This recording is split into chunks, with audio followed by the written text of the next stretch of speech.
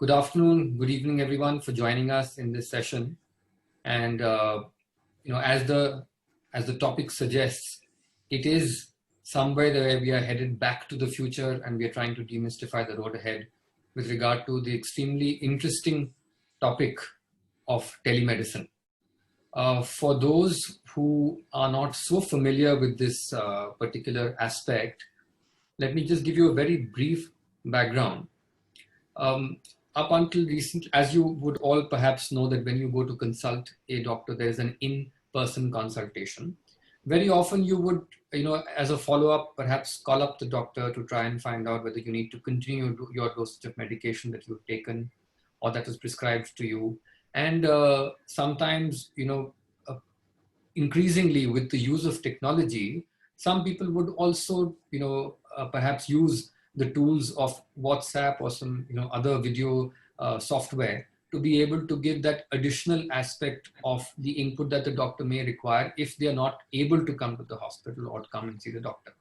Well, the good news is that for a long period of time, whereas we were in a little bit of a quandary as to whether this manner of imparting a medical advice would be legal or not.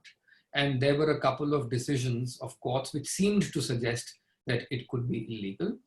We now have a shot in the arm by the Niti Aayog recommending, and the Board of Governors, who have superseded the Medical Council of India, accepting and thereafter notifying these set of telemedicine practice guidelines, the TPG. It was made public on the 25th of March, and it has finally been officially notified on the 14th of May. So it's very timely, specifically during the COVID scenario. And perhaps that really was the required push that needed to come from the government to make this more ubiquitous, to set out the broad parameters that would help medical practitioners to not only adopt this methodology, but also lay some sort of a roadmap of what exactly would be the do's and don'ts of the practice of telemedicine. Whereas a 3-year period has been given as some sort of an optional buffer period for the registered medical practitioners to acquaint themselves and to be trained in the delivery of advice through telemedicine platforms. It has been made mandatory that after 3 years, whenever someone is graduating as a doctor, they will necessarily be required to engage in a training process where they can impart such advice through the telemedicine platforms. So this is something which is here to stay. And what we wanted to do is demystify the entire scenario, the ecosystem, the environment around this concept. And we have a great panel of speakers today who will each bring the various perspectives of the multiple stakeholders that go on to make the ecosystem of telemedicine. So before I hand you over to the specific individual speakers, I would like to give you a very short summary, like a bird's eye view of what exactly these guidelines speak about. And I would request each of the speakers to bring in their relevant inputs on the specific aspects of these guidelines. So very quickly, these guidelines are applicable to the registered medical practitioners. There is there's a particular purpose in relation to the telemedicine consult, which have to be kept in mind while you decide whether or not to impart that advice in using the telemedicine tools, or whether you would have to recommend someone to go for an inpatient consult. The registered medical practitioners must exercise their best judgments to decide whether or not there has to be an initiation of a teleconsult or not. And of course, that would require taking into consideration the condition of the patient. There are aspects of identification of the patient and the registered medical practitioner that are addressed by these guidelines. There are types of consultations. Is it a first-time consult or is it a follow-up consult? different types of roadmaps, guidelines, steps have been identified within the telemedicine guidelines to be able to guide both the registered medical practitioner as well as the patient in the manner of engagement. There are aspects of consent. There are aspects of patient evaluation, patient management, when you can prescribe a medicine, what can be prescribed medications. In fact, the TPG, the guidelines go to the extent of actually setting out a table which has a matrix of categorization of certain types of medications. What are the context in which those can be prescribed, whether they can be prescribed in a first-time consult or a follow-up, whether they can be prescribed during a telemedicine consult, which has a mode of consultation, which is either text or video or both. So it's fairly comprehensive in that regard. There are also exclusions that have been provided so that they serve as guidance to the doctors, to the RMPs, to try and figure out what are the situations where they should and where they should not resort to the telemedicine consult. There are duties and responsibilities that are set out. So all in all, a fairly detailed roadmap has been provided. It is a reality. It is something which is hopefully going to be supplementing and adding to the what we've seen in the past couple of months, specifically with COVID, that our healthcare infrastructure came under a stress, and it perhaps does continue to be under the stress to a certain extent.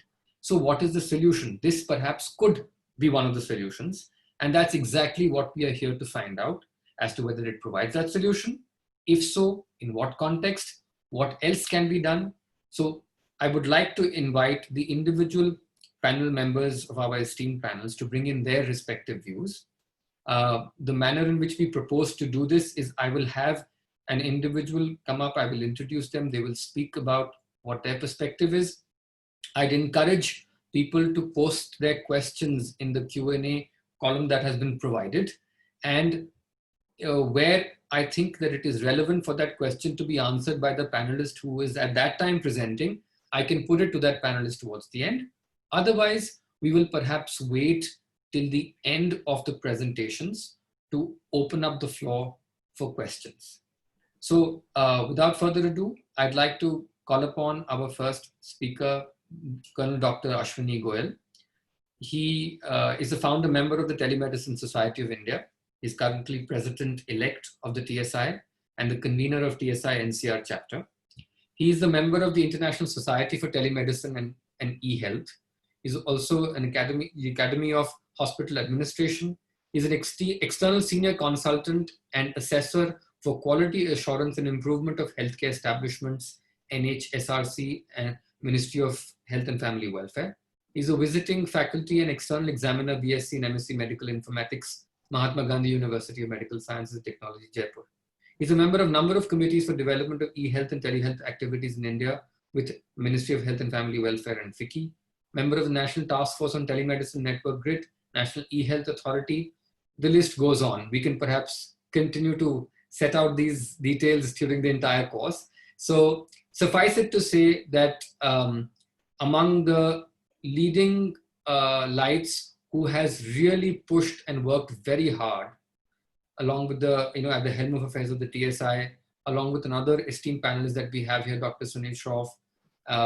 And we've really tried to get the government to wake up to this reality that there is a requirement for the guidelines to be set out, for them to be set out in simple words so that the doctors can understand and practice that. So over to you, Dr. Goyal, to take the mantle and explain your perspective to these guidelines. Thank you. Thank you, Abhishek. Thanks for cutting short the intro. I've been dabbling in it for the past more than 20 years now. In fact, if I say it would be around 30 plus, ever since I was a young captain in the Siachen Glacier and trying to treat my patients from an old hand-cranked 5-alpha phone. So it's been a long journey, yes. So good afternoon, ladies and gentlemen. I bring you greetings from the Telemedicine Society of India. And the mandate that I have been given by the organizers is to touch upon briefly the history of telemedicine, uh, the history and objectives of the Telemedicine Society of India, and our efforts in making the TPG a reality, and also the doctors' perspective. So, well, if one has to tell about telemedicine per se, then one can go on and on. Suffice to say that telemedicine has been in existence ever since the telegraph and the telephone became a reality way back in the 19th century. And globally, this technology has progressed by leaps and bounds, especially in the US, the European Union, and the Southeast Asia. India has been lagging behind, yes, but the times are changing, as I say. The Telemedicine Society of India, if we talk about it, is now about to complete 20 years soon, and it has come a long way to being a mature and a well-reputed society with a vision to provide quality healthcare services to the underserved and those in the outreaches. Telemedicine is a tool by which health services can have the capacity to leapfrog to the last person in the need of quality healthcare. So one can imagine what a special place telemedicine has in India to bridge the humongous healthcare divide. For those who want to know more about Telemedicine Society of India, I have put the website address of the Telemedicine Society of India in the chat box. It's tsi.org.in. However, for your convenience, I will proceed to give out the salient features of the history and objectives of the Telemedicine Society of India. As far as the organizational history is concerned, it was in April 2001 that we decided to form a not-for-profit scientific society dedicated to creating awareness of telemedicine at the national level and carrying out scientific activities to promote telemedicine. 13 of us signed a resolution to this effect and became the founding members, of which I happen to be one. In March 2005, the founding members found an interim executive body for steering the activities till the formal registration of the society and election of the executive. The members of the executive body were selected from among representatives of the ministries that were involved in telemedicine activities at that time, like the Department of Information Technology, the Indian Space Research Organization, the Defense Services, as well as academic organizations who were playing an active role in telemedicine at that time, namely the All India Institute of Medical Sciences, New Delhi, and the Sanjay Gandhi Postgraduate Institute in Lucknow, as well as the Indian office of the WHO in India. So the society was formally registered in 2006 with the Registrar of Societies and with its office at the School of Telemedicine and Biomedical Informatics at the located in the SGPGI. So far, the society has organized around 15 international conferences. So far, the most recent one being in Delhi in November last. Telemedicine Society of India has got 11 state chapters with 3 more in the offing. The Government of India recognizes the TSI as the lead organization promoting telehealth in India, with the members of TSI having been responsible for the development of various telehealth projects of the Government of India, like the Pan-African, the SARC, and the BIMSTEC telehealth networks. Telemedicine Society of India is also recognized by the International Society for Telemedicine and e-health as the official national society representing telemedicine activities in India, as well as the American Telemedicine Association, the International Telecommunications Union, the IEEE, and various other international bodies. Members of TSI with those of the TNT law practice are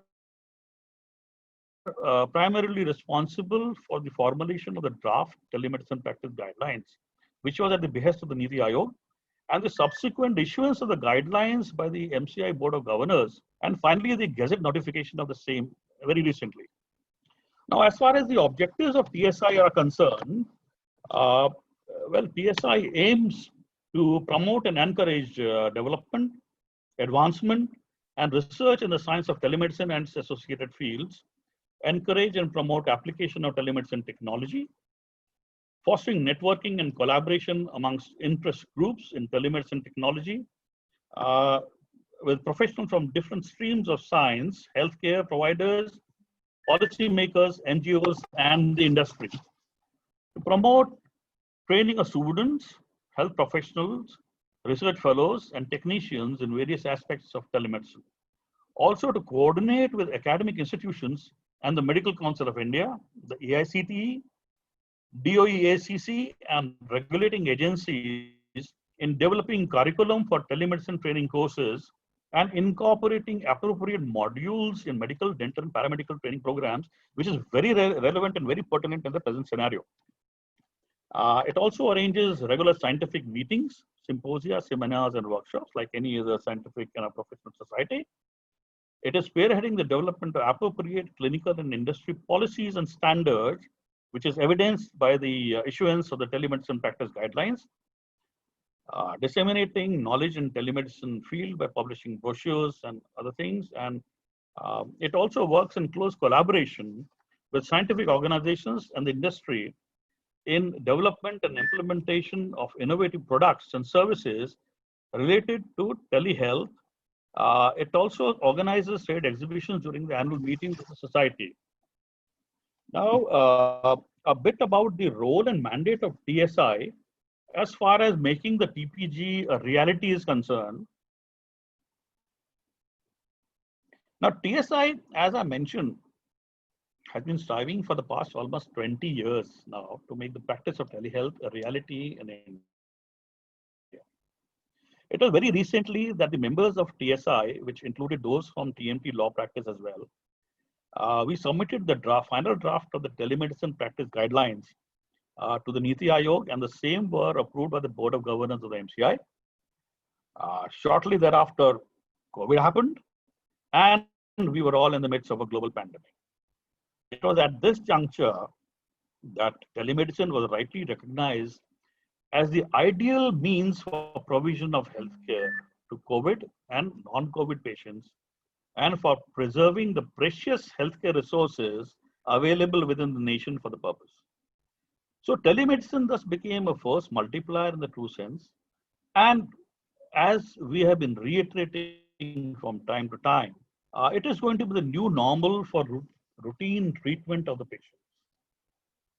So recognizing this fact, the Board of Governors in supersession of the MCI Act 556 released official telemedicine practice guidelines in the country in partnership with Niti Aayog on the 25th of March this year.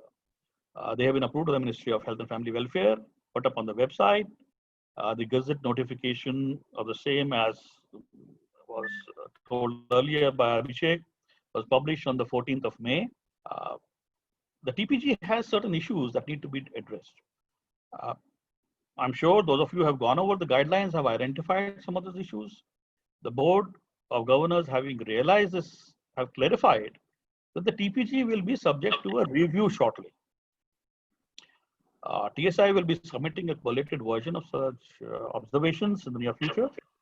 The TPG also mandates that all those who wish to practice telehealth activities in India will have to undergo a training and a certification within 3 years of the issuance of these guidelines.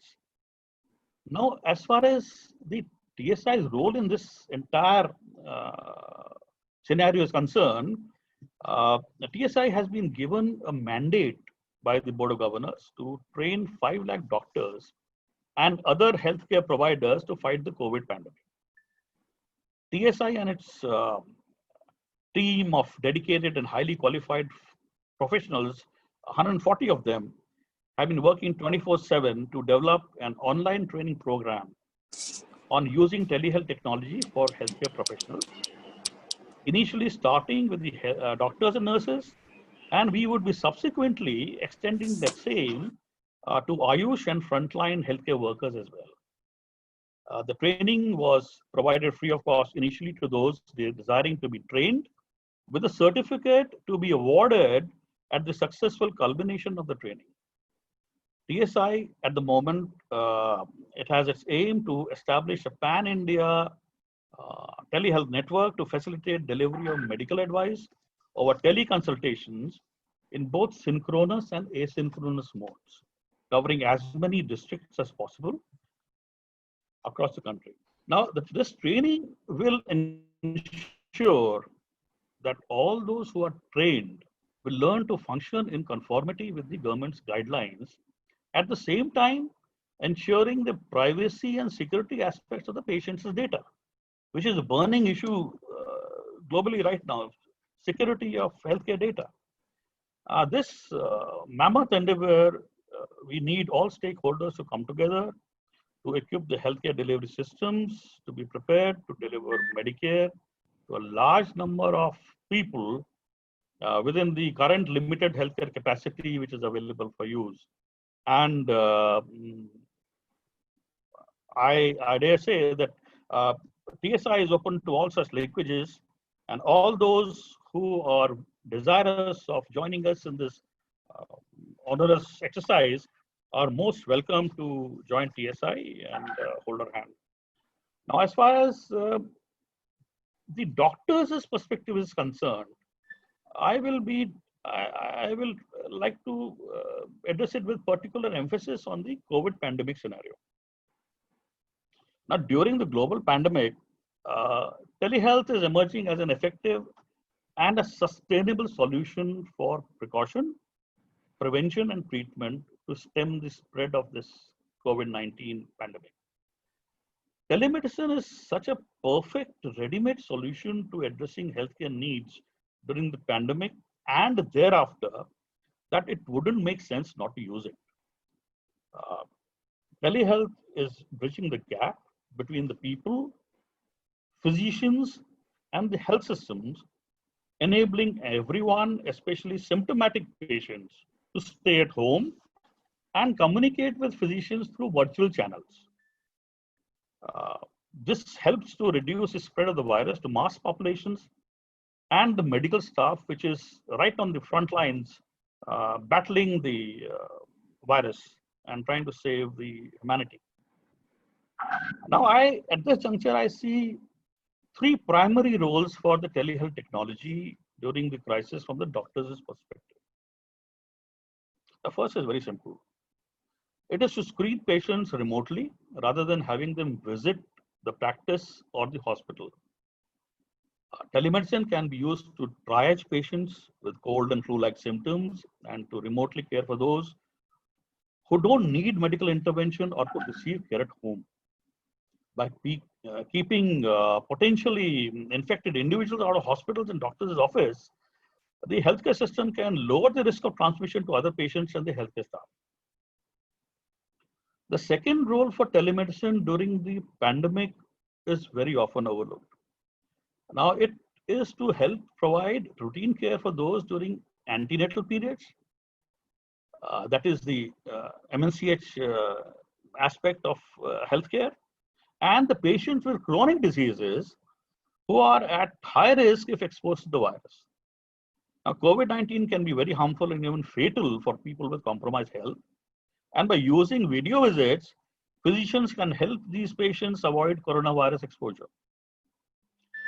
The third and a very significant role is that providers and the staff are not immune to infection and are at increased risk for contracting infection due to their continuous exposure to the infected patients.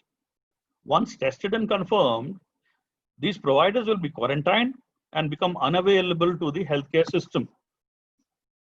And this is at a juncture when they are needed the most. So with telehealth technologies in place, quarantined providers have the option to continue to see patients via remote feeds. Now that is the greatest efficacy of the telehealth technology. There are certain other pertinent issues The healthcare facilities currently in India are not yet equipped to deliver care via telemedicine because it hasn't traditionally been used in response to public health requirements. But then again, this is changing with the COVID pandemic. The government is making policy changes to promote its usage. Many large hospitals are racing to implement and scale up their capabilities at the front lines. More and more doctors are implementing telehealth facilities in their offices. Coupled with this, there are training issues.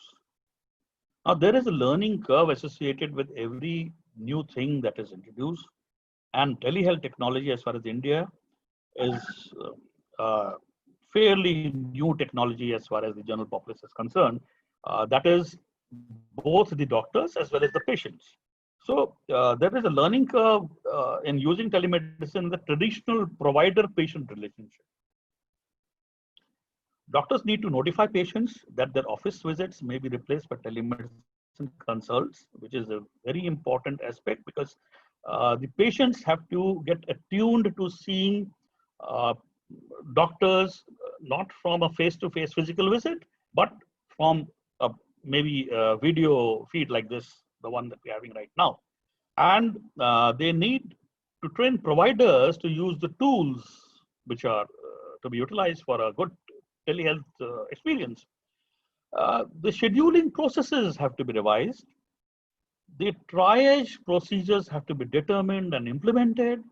And third-party payer telehealth policies also need review, as well as to establish billing practices. Now, there are many other issues which I'm sure the other panelists would be better empowered to discuss and enlighten you on.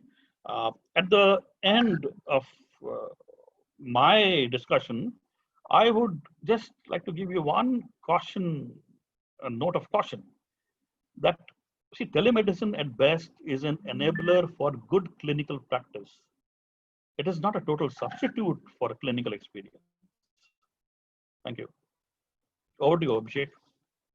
Thank you so much, Dr. Goel, for that great introduction and also, the background, because there is so much of from experiential aspects of this entire practice area, and that perhaps if we were to really go into the details of that, we would perhaps need much more than just the 1 hour plus that we've devoted to this particular webinar.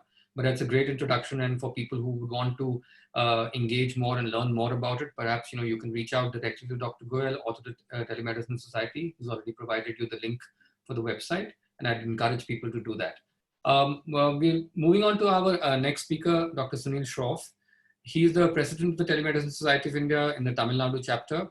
He's a senior consultant, urology and transplantation in the Madras Medical Mission Hospital.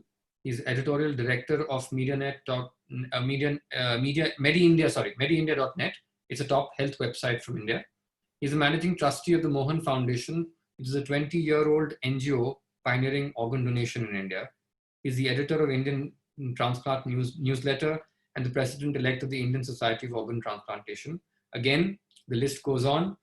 He's much published, and he's awarded with the Jindal Foundation Award in Healthcare, the Polestar Award in Healthcare in 2017. So I'd like to bring in Dr. Shroff and seek his inputs on perspectives with regard to the use of technology in this regard, a doctor's perspective. He's been training hordes and hordes of medical practitioners with regard to the TPG. So what has his experience been?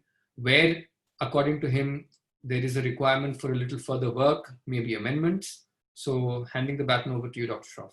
Thank you. Dr. Shroff, you need to unmute yourself. Yeah, now it's there. Thank you, Abhishek, for those kind words. And I will start where Dr. Goel left, and saying that telemedicine is truly an enabler of practice for a doctor. It's not a substitute, definitely, but it's definitely an enabler. And if you look at India, in a way, we are very lucky because we have the best of computer technocrats and we have the best of doctors. Any English-speaking country overseas, if you go, most of the doctors, at least 25% of the healthcare is taken care by the doctors. And so it is with technology. And I think this is a great opportunity which has been given by the government of India to have UN telemedicine guidelines and put in place. I always have said that the future has arrived a little late in India. It should have been there about 20 years back, to be honest. But it is here now. Thanks to the COVID times, it has been given momentum. As far as the doctor's perspective goes, I used to teach doctors, the general practitioners about computers about 10 years back. And generally speaking, doctors are a little shy of technology. But with the advent of smartphones, with almost 500 million smartphones, almost every doctor today in the country has a good device in his hand. And they also are familiar with things like WhatsApp and Facebook and a few other applications. So this has definitely helped the doctors community to understand technology a little better and to make it more acceptable, in their practice. And there are, telemedicine actually, took off in many visual medical specialties first. And that includes specialties like dermatology, skin care, where there's a lesion on the skin and you can send a picture to a doctor and get an opinion. Radiology, pictures, those areas. Ophthalmology, where you can see the eye. So those areas, telepathology, where you need to say a slide, or perhaps, things like wound care, where there's a wound to be taken care of, or psychiatry, where you don't actually need to examine a patient. So these are the areas which are the drivers of telemedicine initially in our country and in the rest of the world as well. In fact, even before the guidelines came into place and were put, by the government of India, there have been platforms who are practicing teleconsultations, and these were already existing. But there were gray areas, and these guidelines have definitely provided a legal framework of how to practice safe telemedicine in the country. But, we have challenges, obviously. And, the challenges arise mainly because there is a general trust deficit in the healthcare system, especially with the growth of private healthcare and erosion of the public healthcare sector. So there are challenges, and these challenges, I can, categorize them into 4 or 5 categories. The first is sensitization. Sensitization of both doctors, almost 1 million doctors, and 1.5 million paramedics and nurses who need to be sensitized. And this is a huge task. The Indian Medical Association, which is our largest body, has still not come on board with telemedicine. They have still not accepted it. They're still challenging it. So that's not going to be easy to sensitize the doctors as well as the public. What we require at this stage, perhaps, is some very compelling reasons to use telemedicine. And COVID, of course, is a very compelling reason to use telemedicine, as Dr. Goel has already said. But if we can get some case studies where actual lives have been saved by telemedicine, and if that can catch the imagination of the general public, then telemedicine will get even better established in this country and will be accepted by the public even more. Because that kind of examples we need to create, and we need to look for those examples and bring it forward into the public domain so that it catches the imagination of the public and the doctors as well. The second challenge, I think, which we need to look at is the standards. The telemedicine guidelines are already here. We need to have standards. We need to have standards for hardware. We need to have standards for software. There are 300,000 health applications out there, and what kind of protection they provide to the patient, what kind of confidentiality, data privacy they provide. If they close up shop, what happens to the data? Do we need a central repository of data like a vault, somewhere which is government-driven perhaps, or an independent entity, keeping the repository of the patient, keeping the data privacy, keeping the confidentiality intact? So we need to look at that. Then we need to look at the scope of these guidelines. What we need to enlarge. We don't have enough medications on the guidelines at the moment. Antibiotics have not been actually specifically mentioned on the guidelines. Not many practitioners are happy to look at these guidelines and look at the medication, and they say that this is a very restricted list of medication. So what we've done is we're requesting many of these specialty bodies to actually give us a list of medication which needs to be included in these guidelines, so that in the second stage, perhaps these guidelines will include those medications as well, which are very important. Then the health insurance, reimbursement, whether that is going to be possible with telemedicine or not, we need to look at that as well. And then this issue of safety and liability of doctors. Do these guidelines cover the doctors enough? Is there a professional indemnity which needs to be taken for the doctors, for practicing telemedicine? this may be the reason why bodies like IME are still hesitant to come on this platform. And we have had some instances recently also. And if you don't mind, in the next, I just want to show a very, very short presentation which I have created on a case scenario. Let me just share my screen, if I can, on a recent case which happened. Can you please give me the right to share my screen if possible? I just want to give you this example of a pediatrician who actually wanted to, am I able to share my screen now? Akshay, is Dr. Shroff going to be able to share his screen? Or I can. Yes, sir, he can share his screen now. Yeah. Okay. Dr. Shroff. Thanks, Akshay. Let me just try and show you this. This is an interesting case.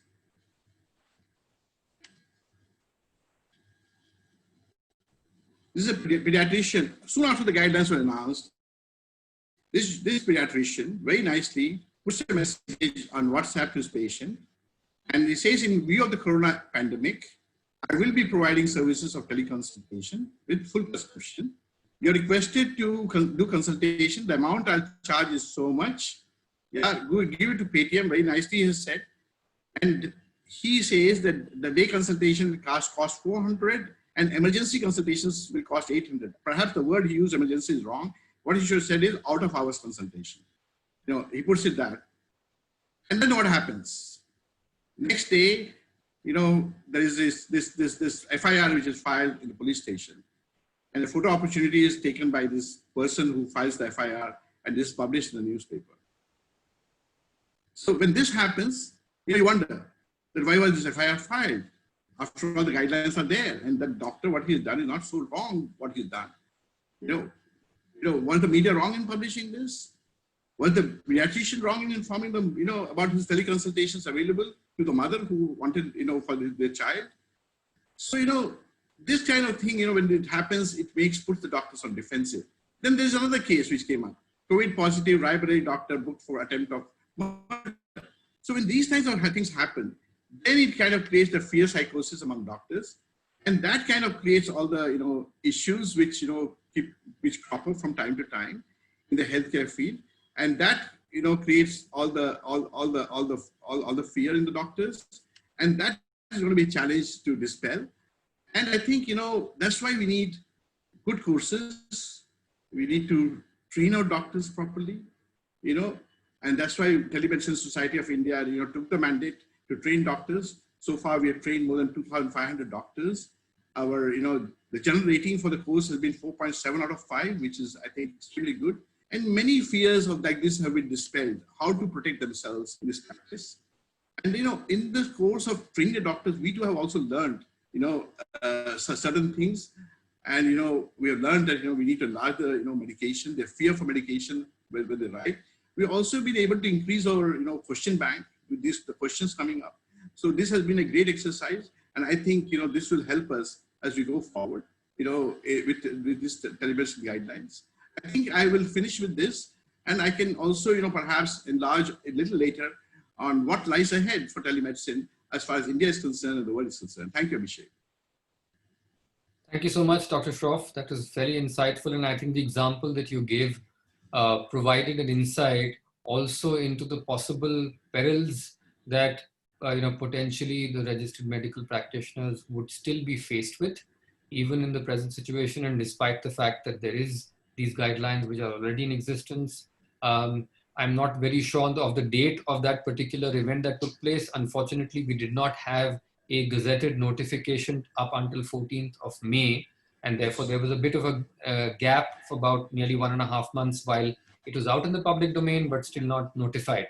Thankfully, it's been notified with effect from 25th of March, so that in the event that the doctor concerned is to take the assistance of the law, perhaps they can always say that it was notified on 25th of March. I was right in what I was doing, and therefore there is really nothing made out. And hopefully get the appropriate legal advice to get out of that issue. Moving on, we would like to hand the baton over to Ms. Debalina Pratap. She's a gold medalist in the Masters of Law. She started her career in a bank in '93 and then joined pharma and healthcare major Wockhardt in August 2006. She is responsible for the M&A, IP portfolio, litigation management, legal compliance, transaction management, among others. She advises top management on legal risks to the organization.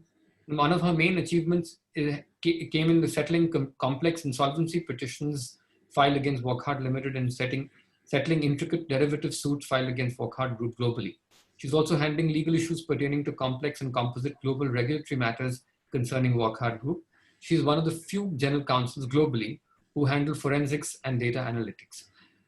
So, Devulaji, we would like you to apprise the participants about the, you bring in a very interesting perspective to the session. You have been part of an organization which is both in pharmaceuticals as well as the healthcare aspect, both touch points very closely related to telemedicine. How is it that a pharma and a healthcare major like Wockhardt would see this development in the law? And what do you see in terms of whether this is being a symbiotic relationship with telemedicine, or is it something which of necessity and of what the basic understanding perhaps would be that if telemedicine comes in, hospitals go out of business? So we'd like your perspectives on that and how you perceive that. Thank you. Thank you, Abhishek, and good evening, everyone. At least, my introduction was short and sweet. So thank you once again, Abhishek. Telemedicine in the healthcare sector has been quite, as you know, Dr. Goel has said, it's been there for long. And somehow it has not found its place where it should have found. It's somewhere been in the mysterious zone. People talk a lot about it. It's very cosmetic in nature. There's a lot of brouhaha about it. But when you go to actuals and when you go to basics and operations, that's where it fails a lot. And at ground level, it's very difficult. If you ask me from an industry perspective, whether it's the hospital, proper technology where there's a proper system laid down in terms of, one is consent, second is how the documents are to be treated, confidentiality of the documents, follow-up. Follow-up is very important. You may just give an advice, a medical advice, upon receiving the consent, whether it is a deemed consent or an explicit consent, but very important is follow-up. There are very few technology platforms today who do this follow-up with patients, because cure doesn't end only on consultation. And that's where, again, telemedicine has its challenges. So I think, Abhishek and, my friends, we have a lot of work to be done, and there's a huge gap. And currently, in the COVID situation, though, Dr. Goel did mention about telehealth, and there's an article on telehealth today itself in the ET Health World website. And there's a lot of, impetus given to promote telehealth. But to promote telehealth, it's well said, well begun, but it should be continuous, because it's just not, it's just not a topic for a webinar for, you and I to talk. It's something to be put into practice, and at the end of the day, we are dealing with people's lives. As society says, the doctors are next to God. So that's what people think of doctors, and telemedicine should help that. Telemedicine should enhance how the doctors can reach out to the patients through the right technology and through the right set of infrastructure. I think, Abhishek, that's where, a lot of work needs to be done from an industry perspective.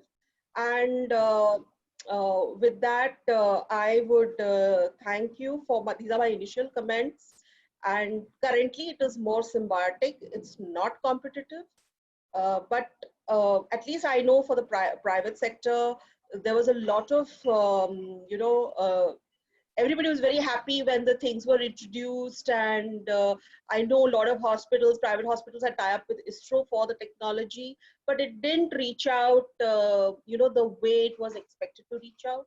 So I hope with these guidelines, there's a system which is put in place and it's followed and implemented. I think execution is very important in this, Abhishek. Thank you. Thank you so much. Just 2 or 3 points in terms of key takeaways from what the discussion that we were having with you also is that undoubtedly in the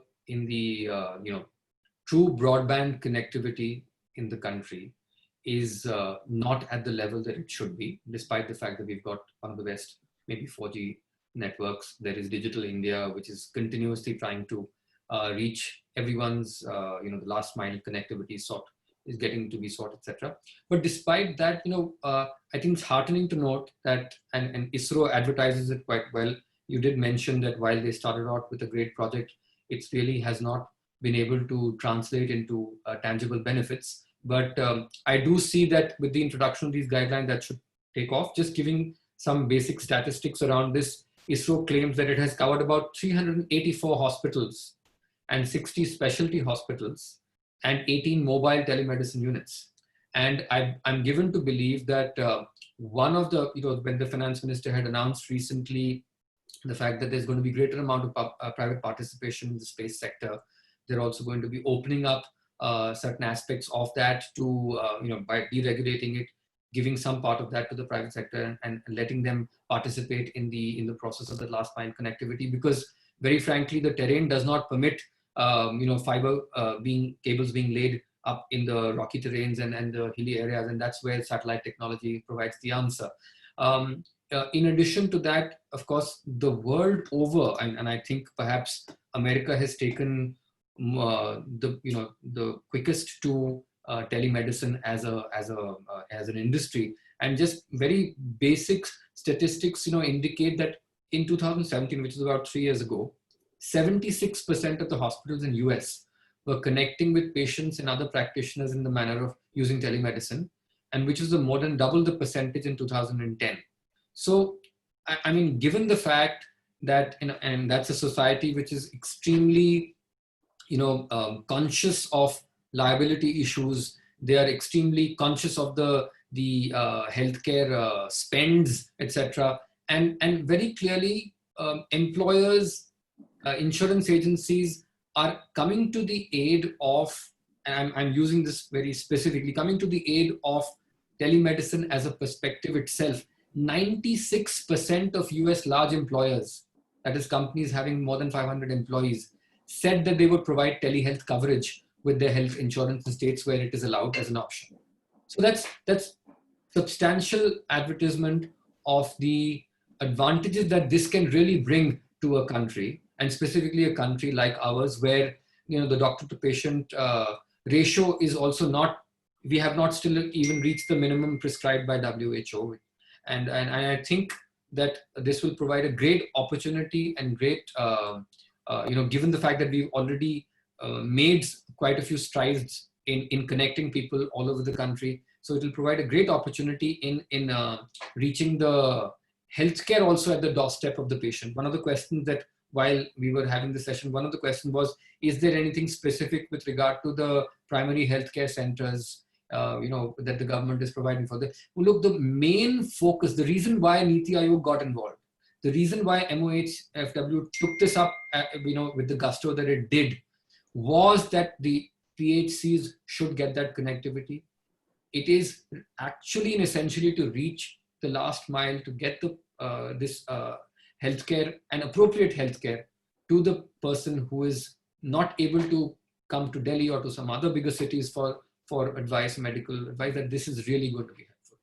With that, I think, Abhishek, if I can just add to what you're saying, is, infrastructure and data is very important for the success of telemedicine today, and for the healthcare, system we have for hospitals, whether it's government hospital or it's private hospital. And as you said, you primary care centers or, the healthcare facilities at block development levels, it's very important that whatever guidelines have been set, the execution in terms of infrastructure and data is very important for its success, and also for confidence building in doctors while consulting with the end users who are the patients. Very, very appropriately, I think, summarized. And I think this just gives us a great, indication to go over to our next speaker, Dr. Varun Gupta, who has, a fair amount of practical knowledge in terms of the implementation of these guidelines, in terms of training professionals, in terms of actually looking at telemedicine from both a delivery of healthcare advice on the one end, as also from a commercial standpoint, from a proposition as to how exactly you use the tool that is already made available by virtue of the fact that these guidelines are now in the public domain, they've been notified. And that's where I would like to bring in Dr. Varun Gupta to bring his perspective. And specifically, Dr. Gupta, I would like you to delve into the issues such as, maybe a platform's liability in such situations. What about getting the consent? How do we know specifically in a non-video interaction as to whether the identity of the the RMP and the patient, as the case may be, are what they say it is? Privacy issues. So I'd like you to bring in your perspective and valuable inputs on these aspects. Thank you, Abhishek. I think, thank you very much. It was a pleasure to be a part of this webinar with such esteemed panelists. And I'll just take a step back and just look at, we have been using a lot of terminologies, heavy words, telemedicine, telehealth. We can keep using all those terms. That's plethora of terms. And when I started working on Varun, Dr. Varun, really sorry to come in, but I think I've not discharged my responsibility completely. I have not introduced you appropriately. So if you could kindly give me a minute before we go into that. Dr. Varun Gupta is the VP Medical Affairs for 1mg.com. He's an MBBS and MD in pharmacology. He's leading the medical affairs team and driving customer centricity at 1mg Technologies Private Limited. He has 10+ years of experience in digital health space and is a strong advocate of technology-driven innovative solutions to streamline healthcare. Prior to joining 1mg, he was the head of content strategy South Asia at Elsevier, which is the world's leading health and science publisher. He has 10 research papers and a book to his credit. He's been involved in the industry as a stakeholder in the consultative process with the government through various forums on the different aspects of digital health, including e-pharmacy and telemedicine. He's been part of multiple panel discussions with regard to the telemedicine aspect, and he is himself engaged in training of medical practitioners. Apologies for that, Dr. Varun Gupta, and over to you. Thanks, Abhishek, for the introduction. That's kind of introduction. And I was saying that I'll take a step back, right? So when we look at telemedicine, and I've gone through these guidelines multiple times, there were multiple interactions. So one of the very, very spirit of these guidelines is, it is the professional discretion of a doctor to take a call. Let's take an offline example, right?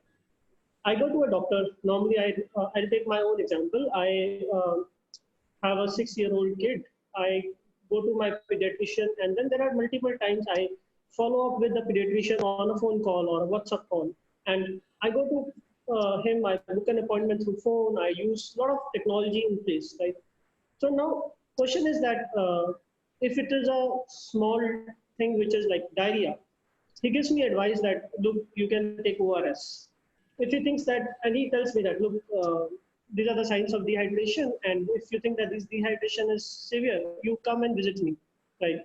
And I take his advice and I go back, and when I see that there are some signs and symptoms which I need to monitor, I go to him and I do a physical visit.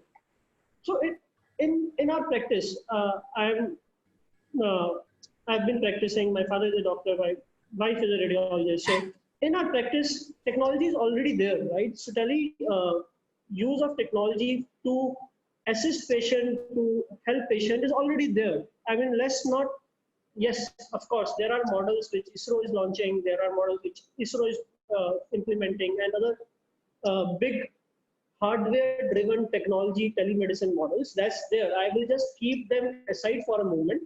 I'm saying in my routine practice, in all of our routine practice, there is a component of physician and doctor who are interacting using technology. Now, all interactions of a doctor and patients are not physical consultation. And as a doctor, I take a professional judgment whether I need to physically see this patient or not, whether all these symptoms which he's telling me that is fine or not. And forget about physical visit. When I visit a doctor, the process remains the same. What is the process? Process is that doctor would ask me some questions. He will gather some information.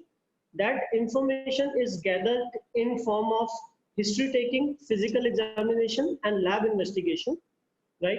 If I, as a doctor, if I think that the information which are gathered is sufficient for me to take a professional judgment on a diagnosis or a provisional diagnosis, I go ahead and give my advice, which advice is broken into maybe in health education, counseling, or prescribing medicines and giving giving a date for follow-up consultation. That's the normal process which we follow in a physical consultation. And there are subsets to this. And it is, there are cases where a good or very good doctor, how do you gather this information? How much time it takes you to gather this information?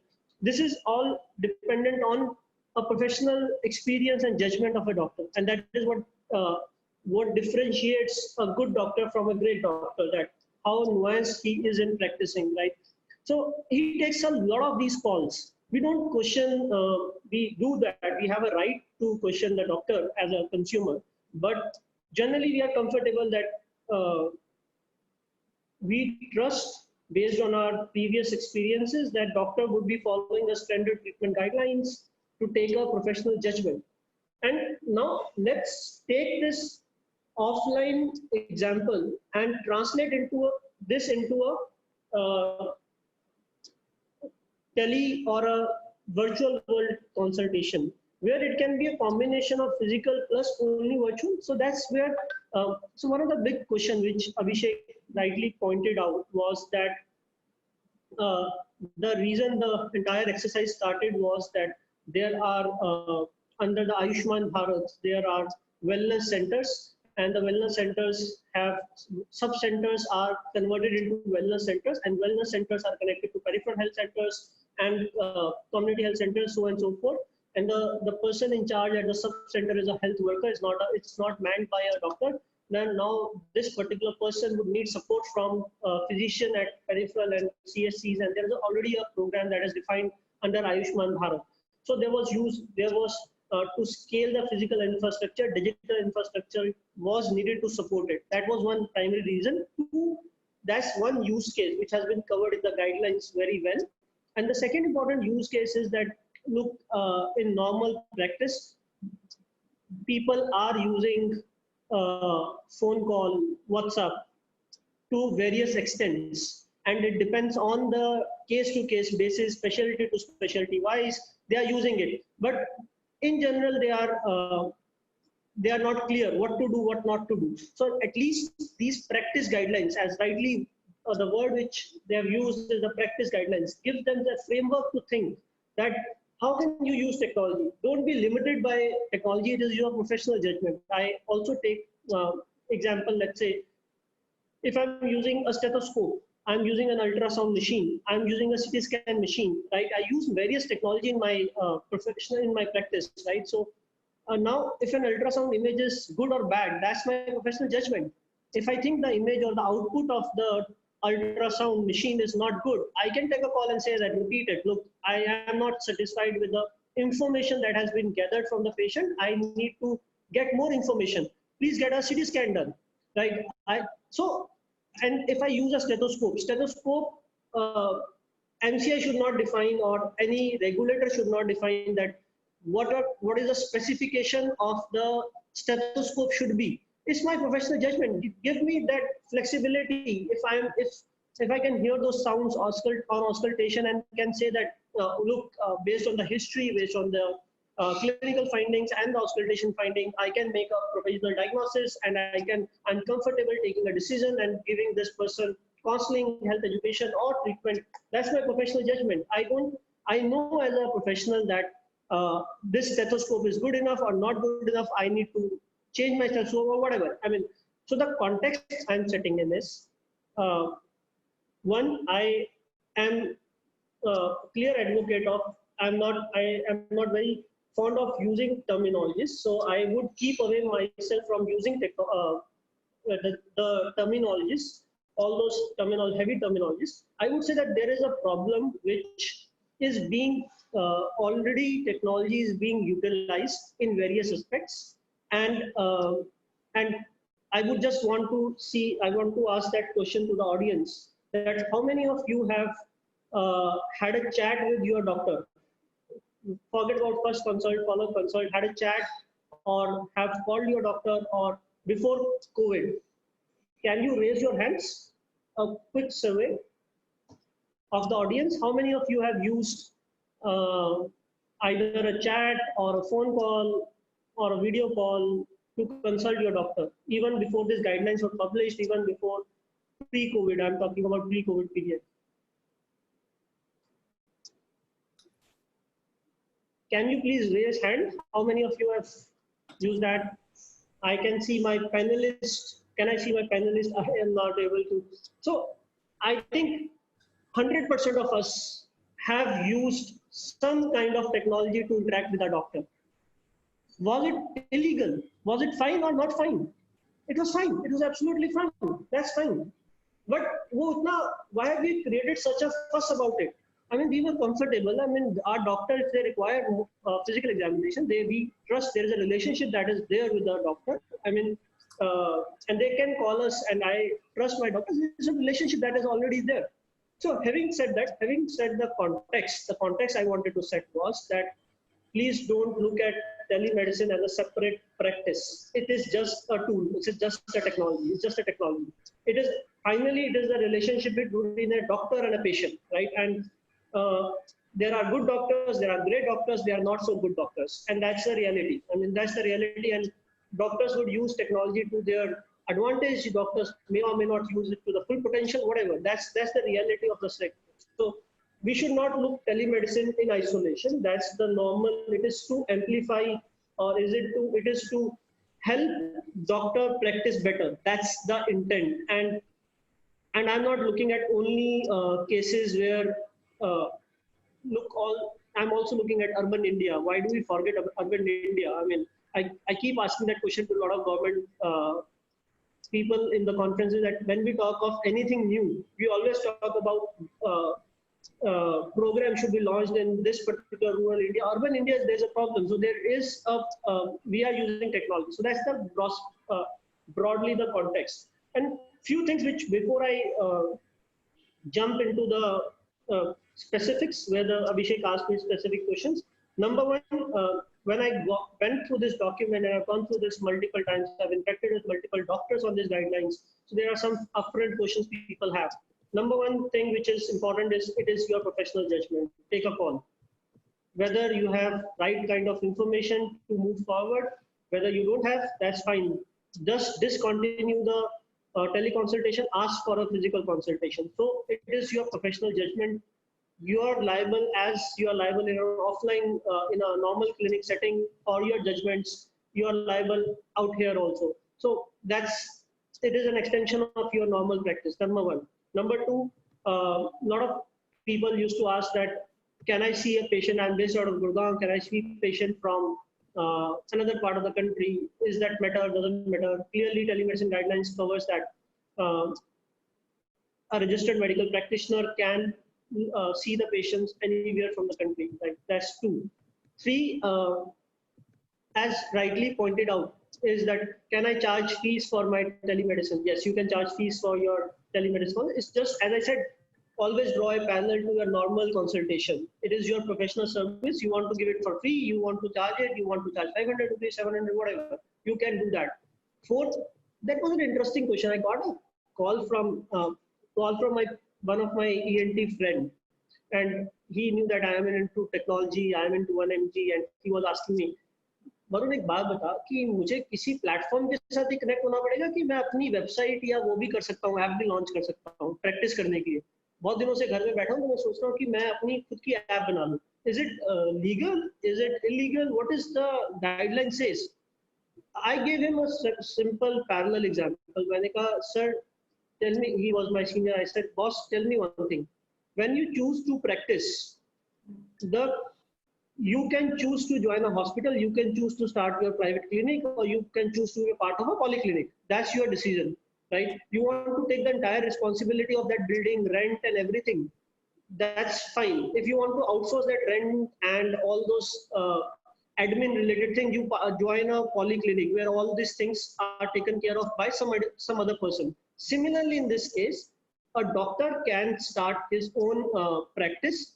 If he wants to partner with some service provider, he can partner with service provider, but that guidelines does not restrict him that he has to be a part of a service provider. No.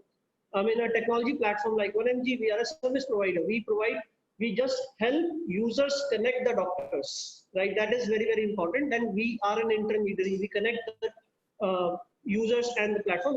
In that case, we are like a polyclinic where multiple doctors can come and have their consultations, and it is their interaction with the users. It is like that. We provide the infrastructure for the polyclinic. We will take care of that. Your polyclinic or the physical infrastructure, or in this sense, technology infrastructure is taken care of. All the IT related compliances, all the storage, all those things are taken care of. So that's where I could. That was a interesting question which one of my friends asked. Then coming specifically to this point where Abhishek, you have raised some points. Yeah, so specifically, I wanted to discuss the aspect of, consent and record keeping. But Dr. Varun, there is a little bit of a time issue that I've just been also informed by the organizers. So what I'll do, I'll just come back to you in a bit for that, because we also have Amber, who's bringing in the perspective of the insurance companies and the insurance industry, and because they are also extremely important stakeholders in the healthcare scenario. If the typical adage is, and which is what I also used as a statistic, the multiple 96% of the American companies clearly saying that they will go for a provision of cover of which includes telemedicine. In India, also because increasingly healthcare is assuming proportions where certain aspects of those could be unaffordable, at least without appropriate or adequate insurance cover. There are liability issues that continue to plague the medical profession overall, and medical legal issues continue to arise on a regular basis. In that context, I think it's very important to get insurance coverage and a buy-in from the insurance industry with regard to telemedicine. So we'd like to hear the perspectives from an insurance company point of view as to what their perspective is as to what they are looking at in the telemedicine scenario. Do they see it as an emerging scenario which they would like to keep a watch on to see how it develops? Would they like to look at it from the point of view of how the liabilities keep cropping up?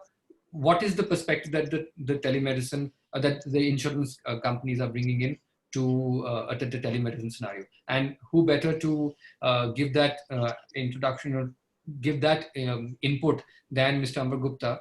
And he's from Aditya Birla Sun Life Insurance Company. He's a head of legal, and he's bringing in a lot of experience specifically in relation to the insurance industry. And in my conversation with him, we realized that as against the perspective that I had, that perhaps insurance is still going to take some time in getting to evaluate this new technology for a period of time. They're well ahead of the curve, and he had such astounding and interesting inputs on this aspect, which I thought that it would be great if he can share with the audience. Over to you, Amber.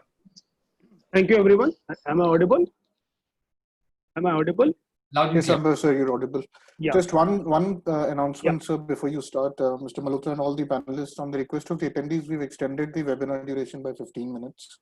Okay, so that there is sufficient time to address the questions as well. Okay. Over to you, Mr. Gupta. Thank you. Thank you.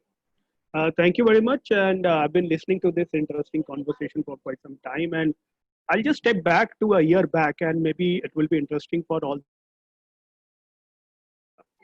where the need for this has arisen and what has gone wrong in 2018.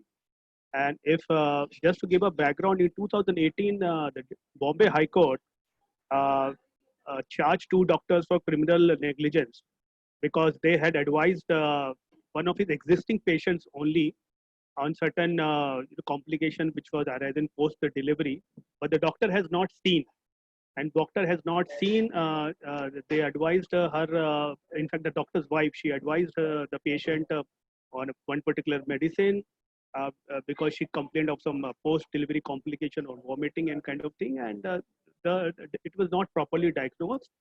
So medicines were prescribed, and matter got complicated, and she was admitted in hospital, and the consultation kept on by through nurses, and doctor was advising on phone, and ultimately the matter went complicated, and before the another action can be taken, she succumbed to that, and the criminal case was filed against these doctors, and the Bombay High Court denied the bail petition, interim bail petition against for these two doctors. And from there, actually, the entire issue of negligence has come, and the court has, looked into the provisions of the Indian Penal Code in terms of criminal offense. Telemedicine, the telephonic way of consultation is not something which is permitted under law.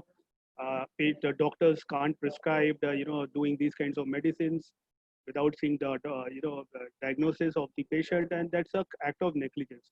And I think from there itself, I think to my knowledge, this entire debate and requirements of prescribing some guidelines on telemarketing, telemedicine has come up, and which we have seen now in the March, which has finally got issued, and all the efforts which have been given. Now, there are two areas to look at it in terms of. One is the entire ethical aspects in terms of what needs to be done, what cannot be done, which the guidelines fairly, demonstrate quite well in the guidelines. And my panel speakers have already taken through you with most of them.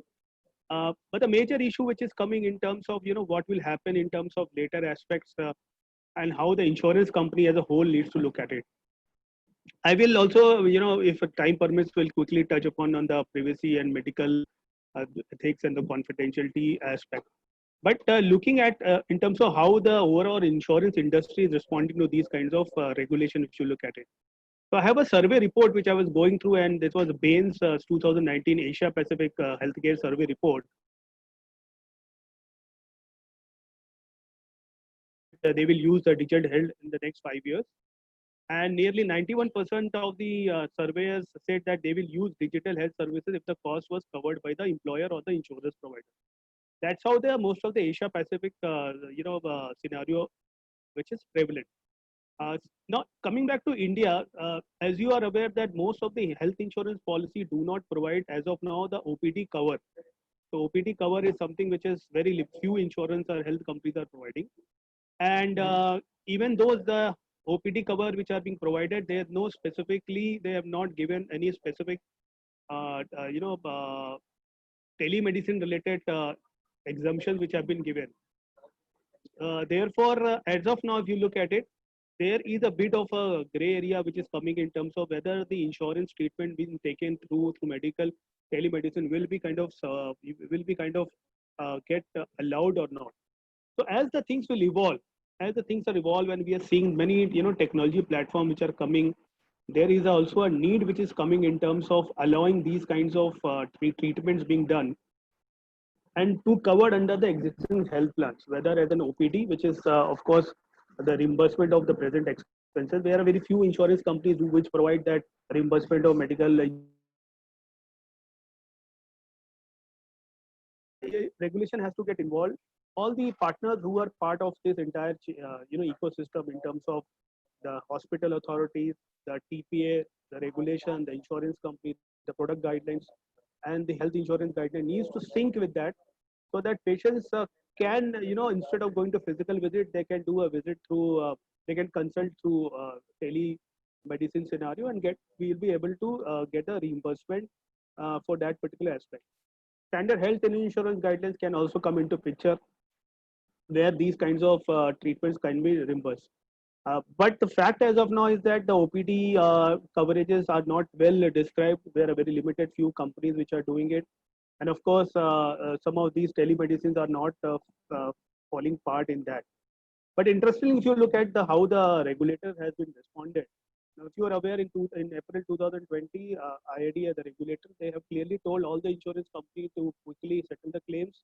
They have been clearly directed that allow the cashless treatment, also allow the treatment of the COVID, things which has happened, the treatments, and all kinds of, even the staying at home, the treatment which has been incurred by the patient by staying at home, that should also be allowed. So it's a kind of indirectly, kind of saying that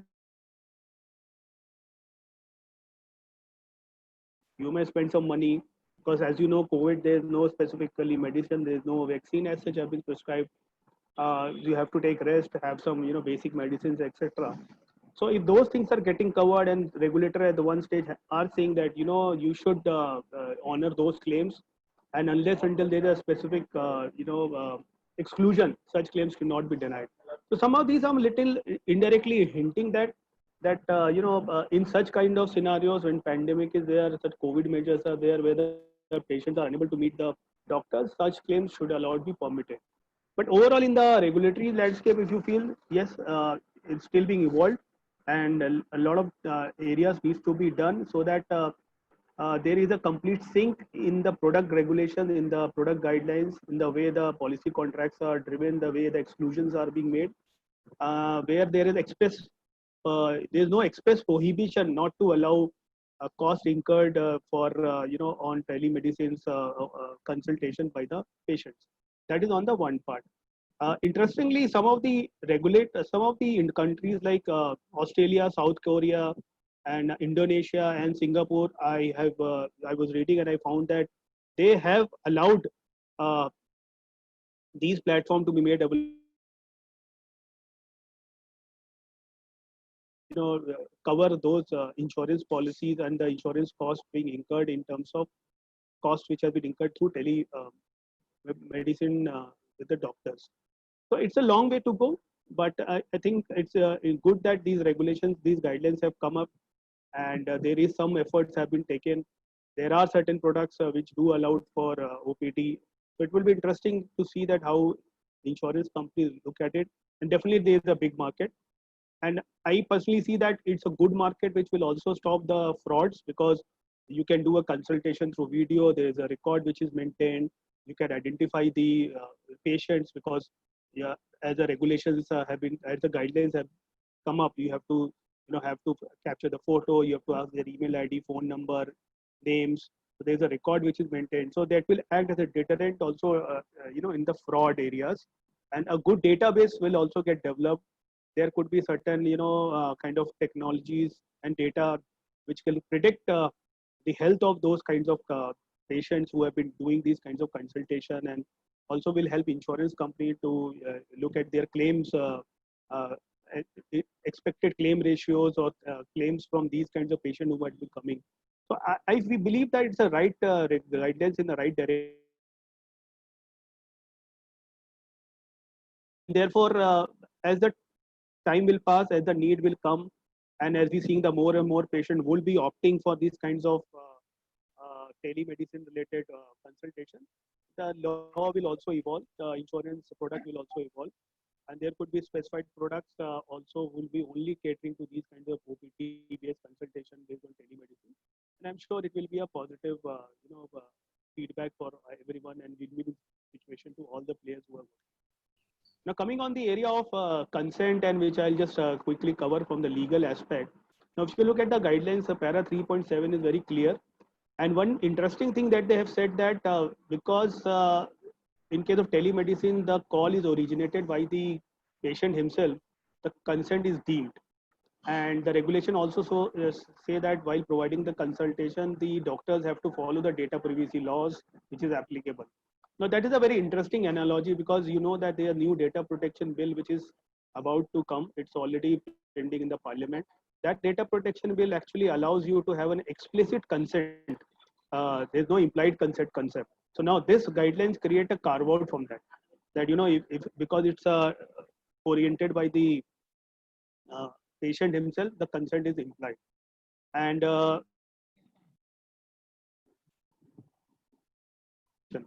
SPDI that we call it, sensitive personal data and information. So the entire SPD, I think, will have to be also governed under the data privacy laws, which is already bill is tabled and will come. So doctors will be under all the technology partners who are helping us, who will helping the doctors and the patient to being on this technology platform, will have to abide with those kinds of regulations. So they have to be very careful while implementing in a big way. The regulations also, the guidelines also require that the consent will be implied, where the consent will be expressly required if the where the customer, where the patient is not directly calling, it is calling through its representative or through through a health worker. In that case, explicit consent will be required in terms of getting a specific consent that okay, I am authorizing so and so person to do this tele consultation with my doctor. So these are the framework which are already there in the guidelines. But the technology part, the platform which will be built, needs to take care of all these requirements. Because just one additional point is that because there is an IT intermediary guidelines. So all these technology platforms, since they will be handling, processing, collecting, storing some of these medical information, which is a sensitive, follow reasonable security practices so that there no data breaches happens, there no privacy laws are breached. A lot more to be done in this area, but it's a good start. One on the insurance piece in terms of, yes, we have to see how the market develops. And I'm sure the experience suggests that as the market develops, the need develops, the insurance products also develop, the regulation also develop, which will cater to these particular kind of requirement. Market is huge.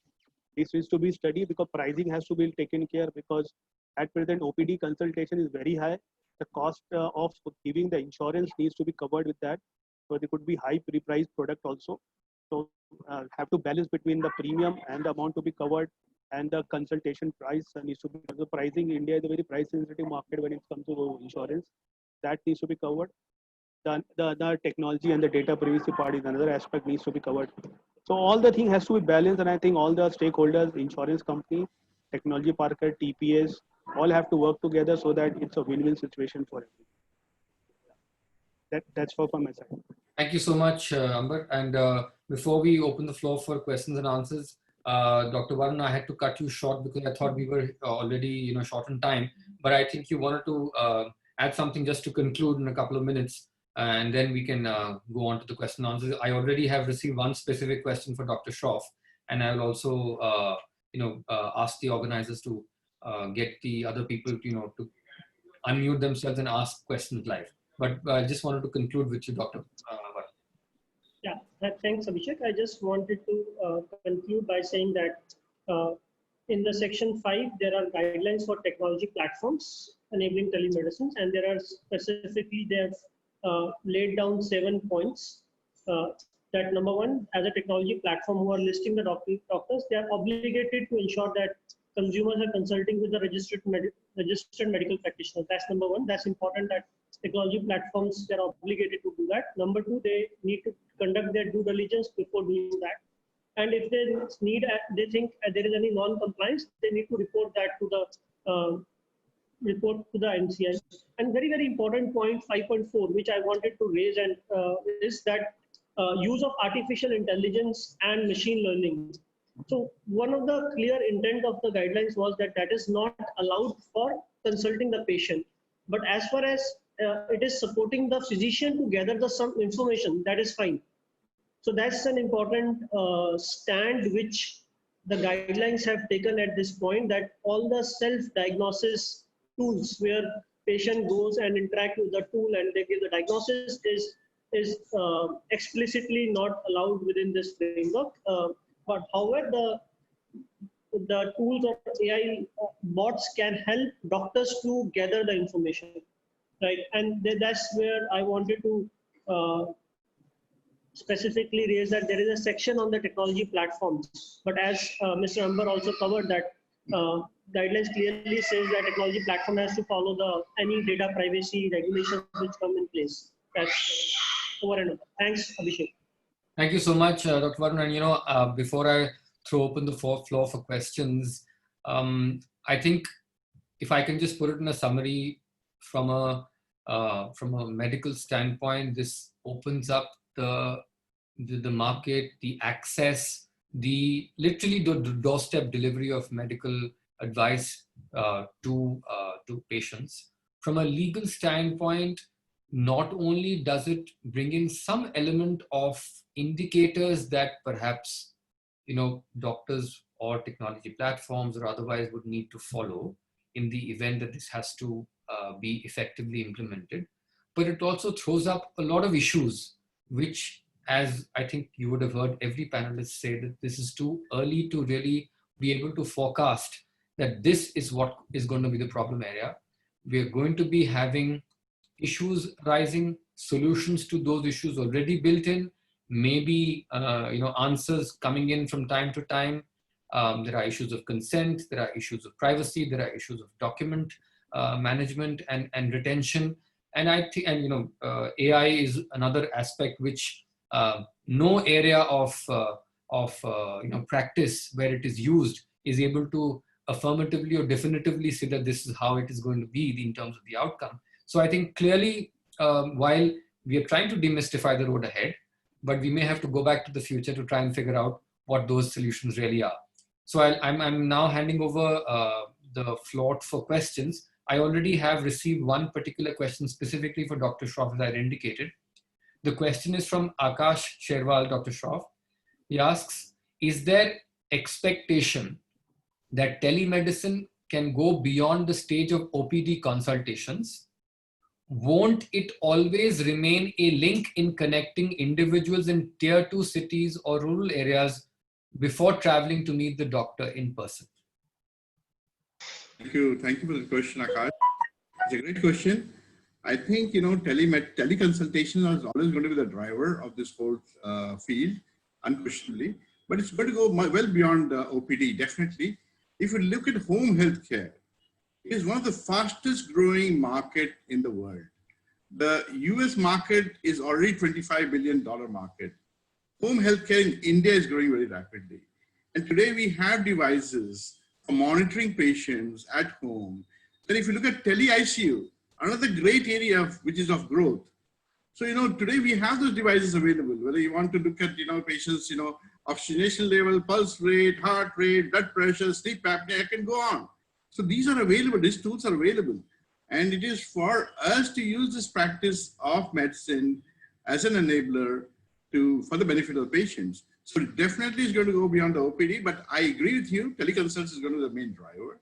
The second question is about the link with the tier 2 cities, a link between doctor and the patient before they travel to the city.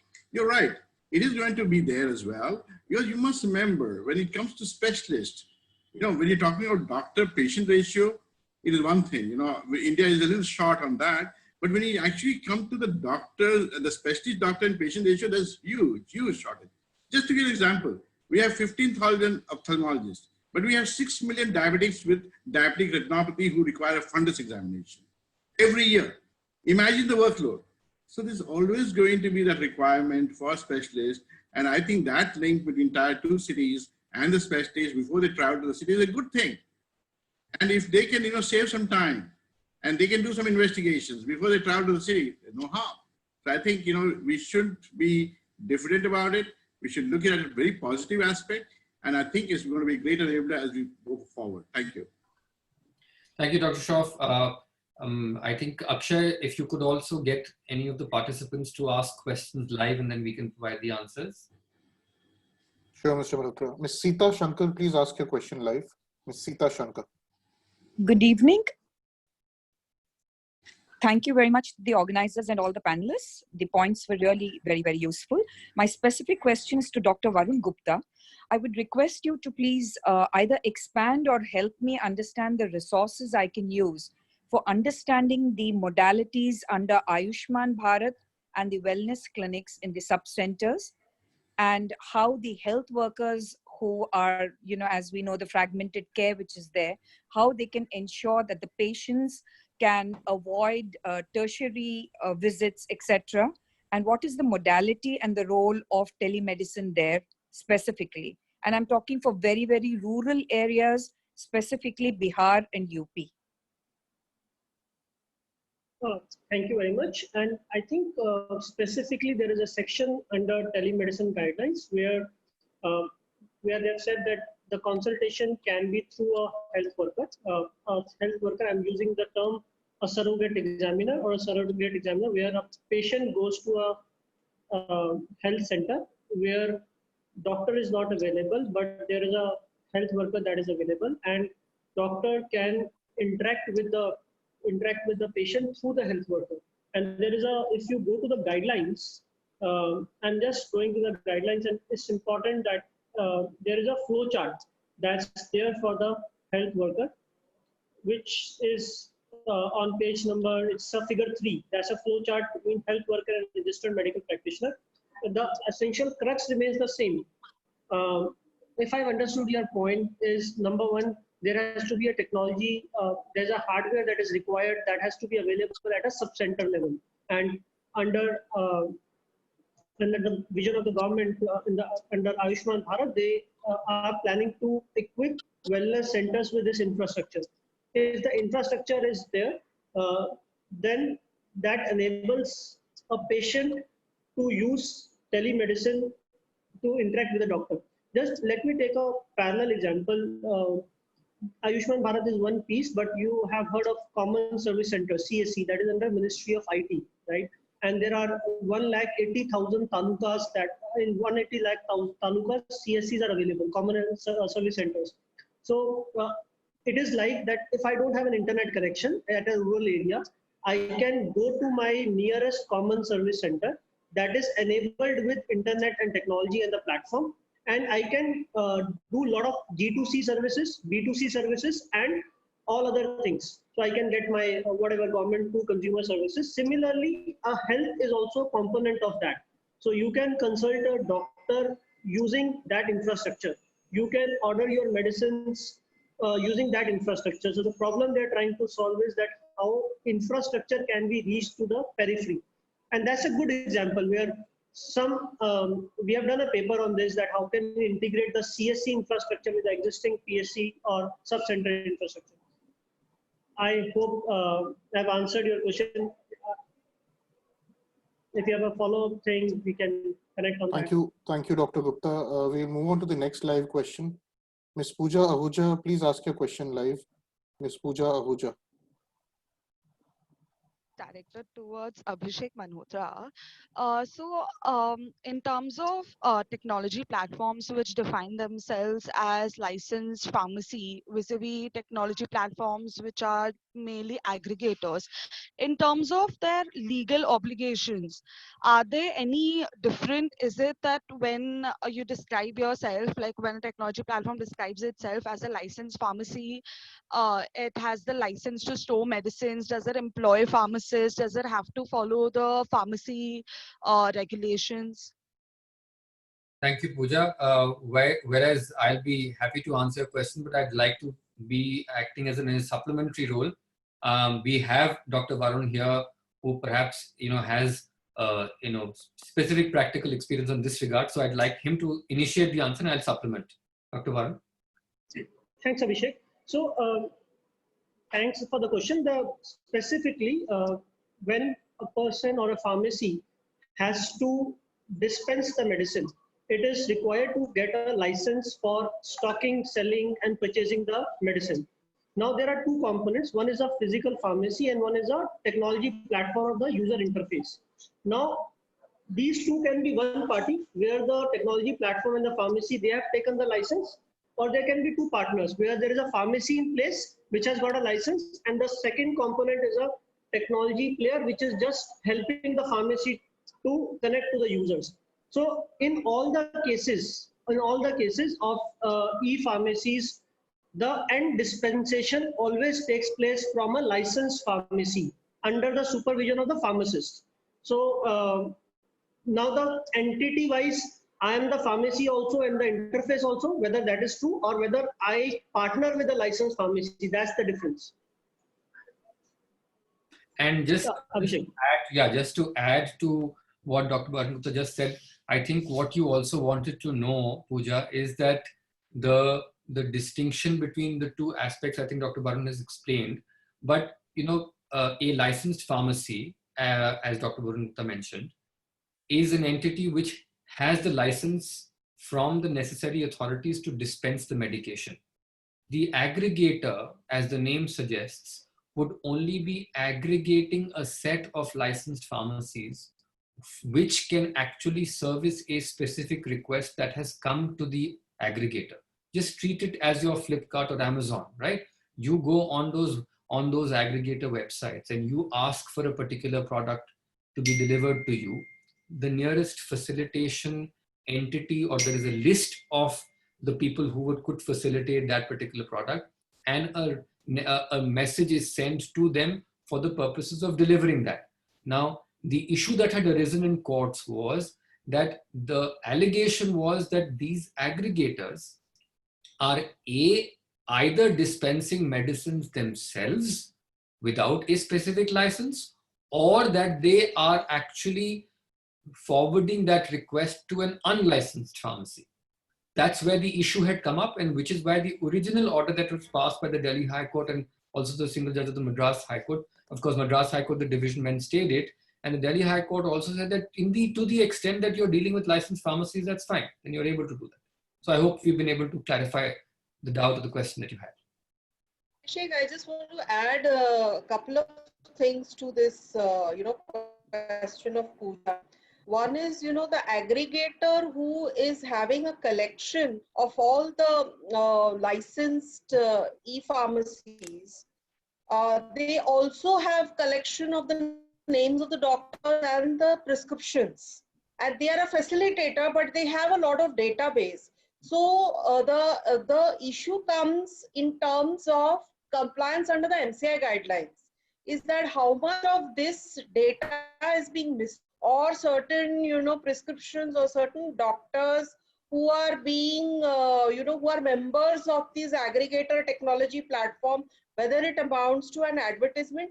These are the issues which are still, it not have reached courts, but we need to take care, especially, there are such platforms where I have seen a lot of pharma companies who have, or a lot of pharma companies who have their CSR wing, who contribute to such platforms, and there may be issues, compliance issues. So we need to be careful as far as having dispensing with how the doctor management and prescription management is done in this aggregator platform, the technology platform. Simpliciter excluding the e-pharmacy portion. I think that's something which we need to be careful. Thank you so much, Debalina ma'am. Mr. Ankur Khandelwal, please ask your question live. Mr. Ankur Khandelwal, please ask your question live. We'll move on to the next live question. Mr. Manda Ranade, please ask your question live. Please unmute yourself and ask your question. Yeah, my question to Dr. Sunil Shroff for the consent panel is, as per the current guidelines of the relating to pharmacies, that is the Drugs and Cosmetics Act and the rules, it mentions that the drugs can be dispensed by the pharmacist basis of prescription, that is basically the Schedule H, Schedule H1 or Schedule X drug. Schedule X drug, so that pharmacist needs to take a copy also with him. But in case of the telemedicine, that may be the advice that may be given via a phone or a WhatsApp. So supposing my doctor gives me the advice, if he prescribes me a particular medicine, and if that falls in the Schedule H or H1 category, then how I can go to the pharmacy and get that medicine, because pharmacist will ask me the copy of prescription which I will not have. So if the consent panelist can answer this question specifically, this is the legal framework that may advise it. So that's a good question. Actually, the guidelines have a format of the e-prescription which the doctor is supposed to use, or what the doctor can do is on the letterhead, write the prescription as they would do normally, take a picture and send it. If they are using WhatsApp, send it by WhatsApp, and that becomes a legal prescription in this situation. And that prescription can be shown to pharmacy.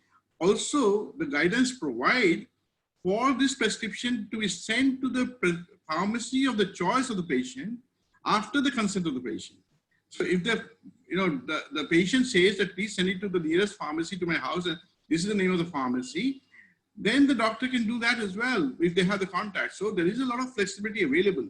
And actually there is an e-prescription format available also in the guidelines. So it is, very well stitched, at least that aspect is stitched. And you can use WhatsApp as long as you follow the right guidelines and also keep a record, a physical record of the document the doctor needs to keep.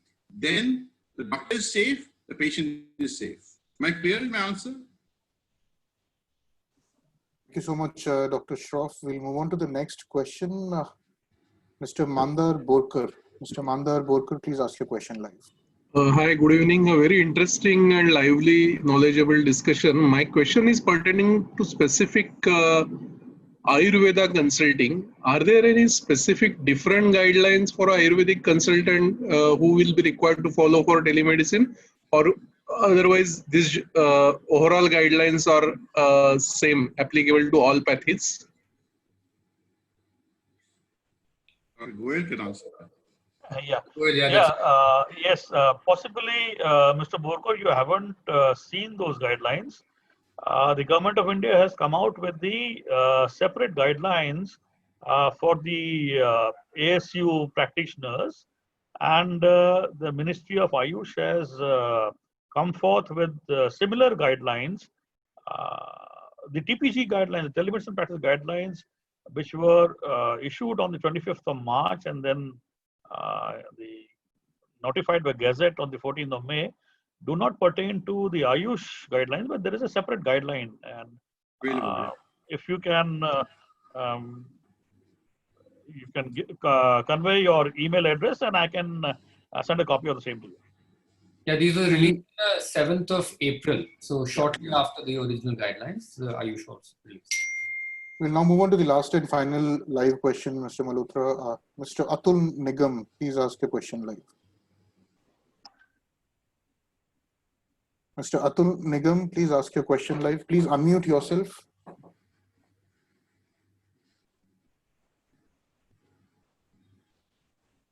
Mr. Atul Nigam, this is last and final call to ask your question live. Thank you. Mr. Malhotra, we can now conclude the webinar. Over to you, sir. Thank you so much. Thanks so much for everyone to join us in this session. Thank you so much for the panelists to first of all consent to joining us on the panel and to share your valuable inputs, your experience, and your perspectives on what telemedicine holds for us and how we can actually make it more effective and more implementable. The jury is still out. And we will still do whatever we can to the best of our capabilities to try and make it successful.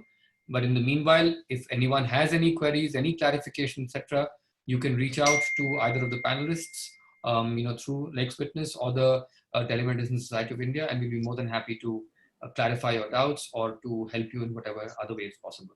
Thanks a lot. Thank you very much once again.